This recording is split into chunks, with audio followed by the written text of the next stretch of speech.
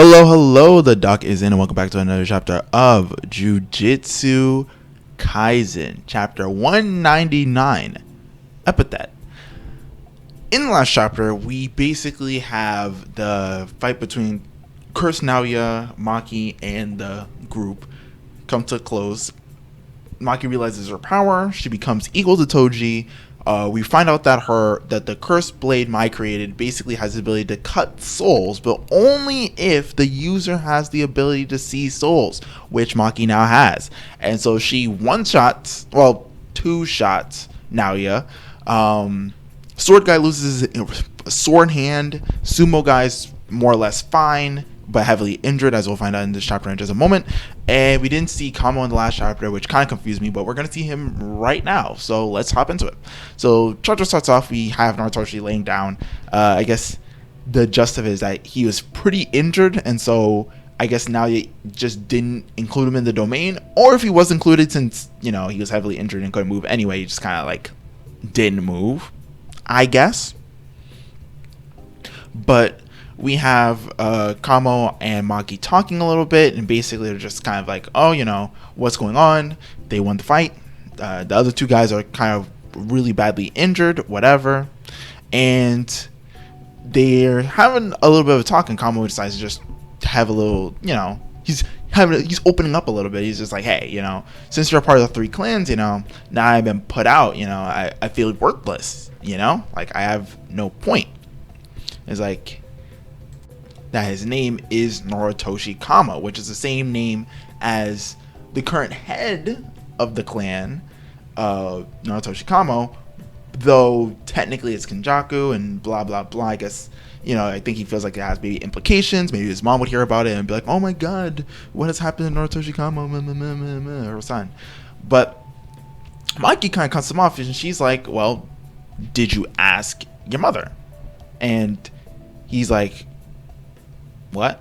And he's like, well, I asked my mother, and then I murdered the hell out of her. I mean, with some context from Naoya, apparently maybe there was more that maybe we should have discussed before I killed her. Maybe I shouldn't have killed her. Who knows? But you shouldn't leave. But you have the opportunity to not leave these kinds of questions in your head. You can still talk to her. So maybe go up to her and ask that question. And Kamo's kind of like, maybe you're right. And we cut away, and we actually get to see his mother. Very interesting. And the gist of the conversation is basically that though Kamo was under the impression that she completely abandoned Kamo and kind of was like, oh, well, I have a new family now. They're off the plan, What actually seems to have happened is that while she has started a new family, she always wanted to have Kamo kind of rejoin her and be her son or whatever. She doesn't, and as she's talking to her, well, I wouldn't say new kid, but let's say her youngest son, she's talking about him, and she's kind of like, oh, you should be excited to see your older brother. He's like a really nice guy or whatever. And like the kid's kind of like worried about the fact that what if he's not like that? And she's like, well, of course he is. He is my son after all. And we cut away. What a sweet moment. I definitely felt bad for him in that sense of him having his mother kind of leave him off on his own. Like that would have been pretty rough for his character. But cut away. Tokyo Colony #1, November 14th. Angel, good morning. Did you sleep well? And she says, Mai calls Fushiguro my fated one. What that means, who knows? But interesting decision of how to open conversation with him. So Fushiguro gets up, and Fushigiro's like, oh, well, how long did I sleep? And we get to see Itadori. Apparently they finally gathered together. And Itadori's like, oh, slept about 2 days. Whatever. It's nighttime, the 14th. And Itadori is in a robe,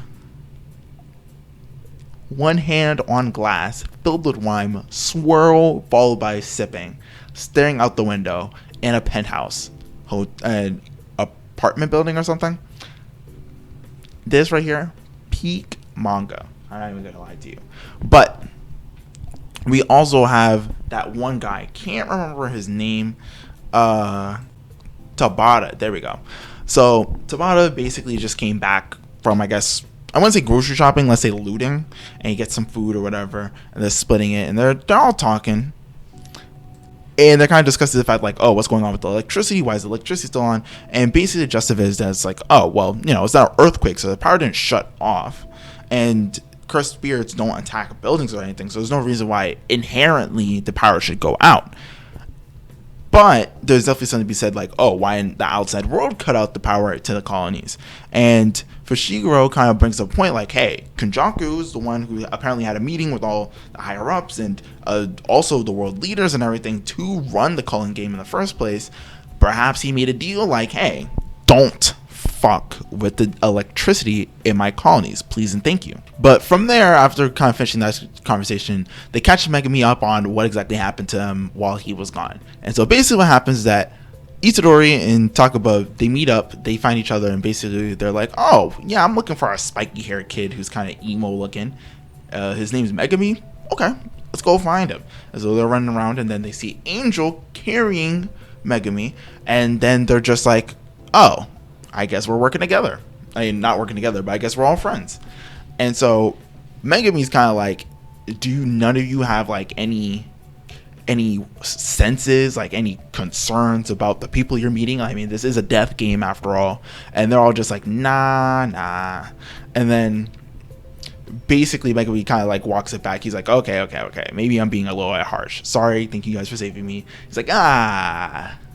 And so we have Itadori catching Megami up on the fact that, hey, everybody was able to get like a whole bunch of points. So now we have 359 points total. And so Angel and Takaba also say like, hey, it's cool if you guys use our points. We don't really care for each of our reasons. And so from there, we have Megami popping the question and is like, well, Kurusu, we're looking for this person named Angel, the Angel. They have the ability to get rid of curse techniques or negate them, whatever. Are you by chance the Angel? And if so, how'd you get into Tokyo Colony 1? And she pops the question, or rather she does, well, not pops the question, pops the answer, or rather she doesn't. What more so happens is that a mouth sprouts from her face, similar to Itadori sprouts from her face, just like Itadori. Actually, he points this out as well. And basically, it's like, it's not polite to interrogate a young woman. And then the mouth on the face then says, first, I saved you because Hannah and you used to silence. Covers all the face, and then it's like, it's a little awkward. And then Kursu, the actual person, says, oh, well, actually the reason why I saved you is because how could I not save somebody who collapsed on the road? And of course, Takaba and Itadori, they're just like, oh my god, you're such a nice person. Now Megumi doesn't say anything because there's a good possibility that he's already onto the fact that, like, clearly that was not what the mouth was about to say. The mouth was about to say something very different and suggests a connection between Hannah, the actual name of the girl, or Kurusu, whatever, and somebody else. Now, it's not clarified who it is. The assumption is that it's probably Megami, but it says you, so it could really be talking to probably Itadori or Megami. I assume Megami, but we're not 100% sure. But anyway, we have the mouth hand thing basically clarifying, like, hey, if you're looking for me, then you probably know my curse technique. I have the ability to know curse techniques, seals, barriers, the works. And the reason why I left Colony 2 was because there's only really cursed spirits in there because it's like a water area, 1. 2, there's also that guy named Kashimo, so it had to be Audi because he a little different. And so Angel also clarifies, hey, my goal is to get rid of all incarnated players. When a cursed object is reincarnated into its vessel, basically the mind of the reincarnated person takes over the mind of the actual vessel, therefore kind of limiting them, making it their body. And so then Angel clarifies, like, hey, this in my mind goes against the laws of God. Now Megami asks a good question. God, God, what do you mean? And Angel's like, well, this is just like a creed, my ideology, if you would. So if you don't feel the same, you're like, oh, God's a strong word, I don't believe in God, whatever. He's like, you know, whatever. Just think of it like that. It's just my ideology. Don't deep it too hard. Though that doesn't necessarily mean there is no God necessarily in this universe. It just means in this instance, they're just saying, if you feel certain type of way, what I just said, don't worry about it. It's not a big deal. And so Angel then clarifies, like, hey, because I feel like it's sacrilege to have a reincarnation take over the vessel, that is why I coexist with Kusuru or Hannah, whatever. And Megumi kind of pops a question as after Angel kind of finishes their little info dump about themselves. Yes, well, you know, could your choice technique get rid of an incarnation or like split an incarnation or whatever? And basically specify like, well, it's not technically I should be able to do that, but usually if that happens, both the vessel and the incarnation die, and so the reason why that kind of happens is because the cursed object and the living flesh, the vessel, merge in together and kind of end up sharing a soul. And so Itadori even points out that's why Sukuna would die if I die, because their souls are mended at this point. Though there are still more parts of Sukuna's fingers and soul out there, so that's why he has to eat all of them, and therefore why when he dies, if he ate all of them, Sukuna would then die forever. And so with Angel saying all that, basically like, hey, if the favor you want me to do is to bring somebody back to the original state after being, you know, having a old sorcerer reincarnated into their body, I can't promise you that, you know, that'll work. And so Megumi's like, oh, well, you know, that's not actually what I wanted to ask you. I was hoping to ask you to open the back of the prison realm, or for whatever reason. Doesn't clarify like what's going on, but just says, hey, can you do that? And Angel's like, yeah, sure. And so Angel does clarify, though, before I do that, there's a prerequisite. You're going to have to help me do something before I open the back of this prison realm for you. So Megumi's like, you know, here we go. Do I have to kill all the incarnated players? And Angel's like, no. That seems a little bit unreasonable. I could never ask you to do something like that. All you got to do is help me kill one of them, the Fallen. If we can kill this player, then I can guarantee you my assistance. And the Fallen is in a similar sense to a fallen angel. Let's think the original fallen angel, Satan, Lucifer, the devil, the works, them. Yeah, that kind of idea. And so from there, we got Itadori's face, and we have him like zooming into his eye. I guess he's going into his mind palace. And by his mind palace, I mean Sukuna's.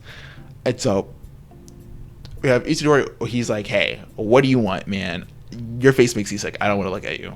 And Sukuna's like, yeah, whatever. Anyway, I just thought it would be a good idea for me to tell you this information before someone else mentions it, all right? The Fallen, yeah, that's me. So, you know, do with that information what you will while this lady says she wants to kill you. You know, have fun with that. And end of chapter. Really, really good chapter. Okay, so some of these YouTubers I watch, right? They're talking about like, hey, you know, there's a good possibility that on chapter 200 we're gonna get like a big reveal or whatever, like some big moment, probably followed by a break if anything. And I mean, it's kind of being set up that way. We have Maki and Norotoshi's kind of adventure kind of coming to a close. Maki's basically saying that like, hey, I'm gonna take you, all three of you guys, her, samurai guy, sumo guy, Kamo, we're all gonna go, probably could get some heals, whatever. And this, well, they can't all leave, but maybe she can leave and go get somebody, I don't know. But they're all off. Noritoshi has the possibility of having a little bit more character development. Please give this man a power up, I beg. He can't be looking this sorry right now. He just can't. That or he's gonna die. But if he's gonna die, why has he already died already? I'm just saying. Then we have everything with Angel. Now, first off, her connection to probably Megumi, interesting. Maybe they know each other. well, I mean, the implication that they do know each other, or at least she knows him, or at least remembers him. We don't know. I mean, it could just be like, oh, you know, she changed her look or whatever. She has a halo and her hair is different and she has wings now. So it's also that maybe Megami just doesn't recognize her perfectly, or, you know, maybe it's similar to like his middle school situation where it's kind of like he's purposely ignoring it because he doesn't want to get into it at the moment. But they have all the points. They haven't enacted a lot of the rules yet. So, you know, there's something I could go on there. We have the interesting dynamic with Angel. Angel being, it seems a similar situation to Sukuna, but it also seems that really the only reason that happens that way is that either the reincarnation has to choose to have their body or their consciousness come in the form of splitting the vessel, or the vessel itself has to have just such a strong soul that it isn't able to be automatically run over like Sukuna. So theoretically, anybody who's a reincarnated player, if they decide to split their body, would also, I guess, have the same effect of like having the mouth things and like the consciousness that I assume at some point Angel could just take over the body and be like, all right, I'm going to be in control of the physical aspect at the moment. But that's really interesting. We have the interesting implications of God. I mean, it doesn't go too far, but it's there. It's there. It is there. And we have an explanation of our curse technique. I mean, there's a lot of lore in here. A lot of it's relatively straightforward, but the most interesting part is the last part, the Fallen. There's definitely some implications here. Because, I mean, we have one person named the Angel and one the Fallen. If the Angel is, I don't know, the counterpart to the Fallen, that would suggest that perhaps Angel is kind of solid. I mean, given they were not mentioned to be like top tier like Sukuna, but like I said, Angel, a counterpart to the Fallen, there might be something there, especially with a broken curse technique, like being able to cancel out other curse techniques. It could definitely be an implication for the only person who realistically could just go 1v1 on Sukuna could, besides Gojo, who's literally an anomaly among anomalies, could be Angel, who can negate his curse techniques and therefore only allows him to go 1v1 hand to hand. Which, I mean, Sukuna also stomps in, but that doesn't. I'm just saying, it's an interesting prospect, especially since Angel's saying, like, I'm hunting for this person. If you're talking about Sukuna, the man doesn't play around. You thought Kashimo was scary. Sukuna does not play. You don't just say casually, I'm gonna hunt Sukuna. Kashimo doesn't casually say, I'm gonna hunt Sukuna. Alright, he went 1v1 against Immortal for a hot minute, and though he lost in the end, he also wasn't going all out. I'm just saying. So there's definitely something interesting about that. And it is interesting that Sukuna points this out to Itadori. I mean, he could just leave it alone, but I'm assuming there's a little bit of self-preservation, not technique, but setup where he's like, oh, well, you know, hey, just so you're aware, you know, this is a situation, do with that information what you will. And also Sukuna can still come out. So I mean, there's a lot of stuff going on. There's a lot of stuff going on here. But I think that's about it for the chapter. So with that all being said, leave a like if you like, leave a dislike if you dislike. Comment literally about anything about this chapter. I mean, this chapter is full of hot content and information. It's good. But with that all being said, feel free to subscribe if you want to see more videos like these about each chapter that comes out every time it drops. There are also other mangas I cover, Tokyo Revengers, Black Clover, One Piece occasionally, etc. You know, check out the channel, maybe you like it. Check out my podcast, it's also pretty cool, whatever. And with that all being said, thank you for watching the video all the way through, or skipping this part because you're a weirdo, and the doc is out. Peace.